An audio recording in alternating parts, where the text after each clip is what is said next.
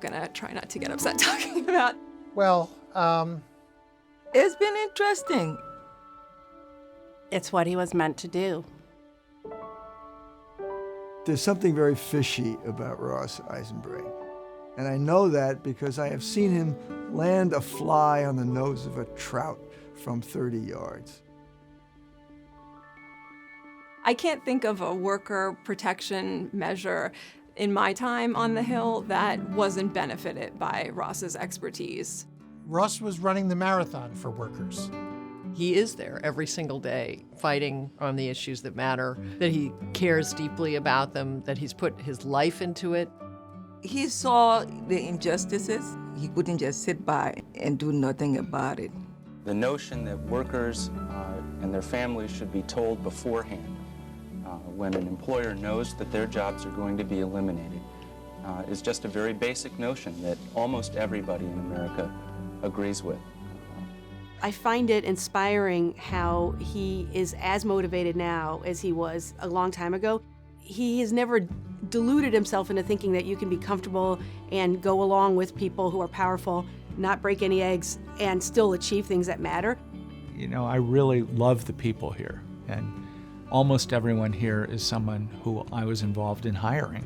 Thank you very much, Mr. Chairman. It's an honor to be here. His policy contributions are probably too numerous for me to go over, but I will just say, personally, there was probably no, expert advocate who I learned more from.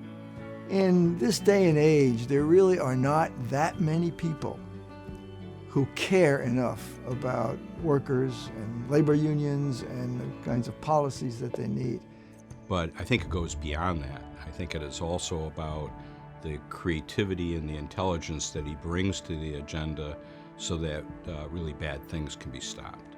Bad ideas are like zombies. They're hard to kill. They keep rising up out of the grave and lumbering forward, and you have to keep fighting them. The best part of having him up on the Hill is that he kind of took an issue that no one understood and made it clear how it affected working people and made us all care about it and go back the next day and fight a battle that we really didn't have the energy for. America's middle class has suffered through decades of wage stagnation and rising inequality that can't be corrected without changes in a range of federal policy that have worked against them. Those changes. He's a man who worked many years in Congress, worked many years in the federal government, but has never lost his passion and always brings forward that sense about what's right and wrong. Yeah, probably. Really? Yeah, He became the champion of young people. Many of them are my students. And so after Ross's work to show that interns are exploited all over, I was able to tell my students about their exploitation. There must be something missing. Ross is a lawyer, but he can play an economist on TV, and often has done it very well. If there's any one event that really earned my respect, it had to be Ross appearing on the Colbert Report. Tonight is a lawyer fighting against unpaid internships. But if any of my interns ask, he's the president of Uzbekistan.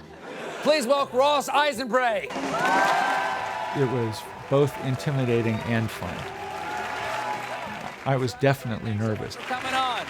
I was warned not to try to be as funny as Colbert because I couldn't be and it would piss him off. And What should we do? We should be paying these interns. Anyone who works for someone else for their financial benefit should be paid for their work. Okay, so as a matter of college. fact, One of his great joys is fishing, and it's also one of my son's greatest joys. Nikki's 13. And this past Saturday, we went out to try to catch the shad run in the Potomac. But when we were all finished and we got in the car, my son said, "He's what I want to be when I grow up." And I said, "Well, who? What do you mean?" And he said, "Ross." He said, imagine you do good things, you try to make the world a better place, and you have fun, and you go to beautiful places, and you go fishing." This is the Federal Register of the announcement of the overtime rule signed by Tom Perez. Secretary I was a little bit shocked that they were doing that without any warning to me, but I was touched. That's very sweet. You know, I think Ross, like other people, is inspired by being able to come to work and work in an environment where everybody has shared values. And I always relied on him. I call him my bench coach, that he would always be there to tell me honestly, Larry, don't do that. Or Larry, you really need to do that. And I relied on his counsel to make sure that I was following the true North Star. As an advocate, as an expert, you have so many competing staff asking you for things, asking you for work that, quite frankly, we should be handling on our own. I consider him not just a treasured colleague, but a dear friend. And I know a lot of us here feel the same way. Well, I'm leaving behind a really strong group of people who I couldn't feel better about, and I want to see them succeed, and anything I can do to help them, I would. Well, I don't plan on even remembering him because, like I said, I'm going to be contacting him frequently. Oh my God. Who won't miss him? We're not going to miss him because he's not going anywhere. I mean, as far as I'm concerned, I'm going to keep him as close as I can. I think everybody in America owes a debt of gratitude to Ross Eisenbrey. And I think EPI needs to start a campaign that's something like, be like Ross. I will miss him a lot. I mean, I rely on him still, to this day for advice and for mentoring. EPI has been around for 30 years, and I expect 10 years from now, EPI will be there at the front lines. You know, he's got a great family. He's got so much to be proud of. Just got to wish him well into the future. And of course, I'll really, really miss him. Let me give you a hug. Been a great partnership. He will. He will. When we call him, he will come, I know. Ross will never back down from a good fight.